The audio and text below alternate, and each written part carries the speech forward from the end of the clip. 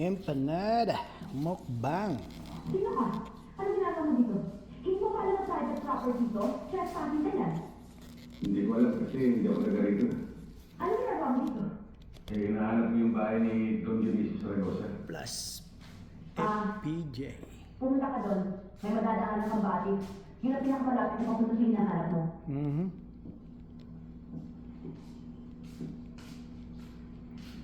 Ang mga tao pala rito hindi marunong magpasalamat. May sinasabi ka ba? Ay, tulog pa. Sinabi ko,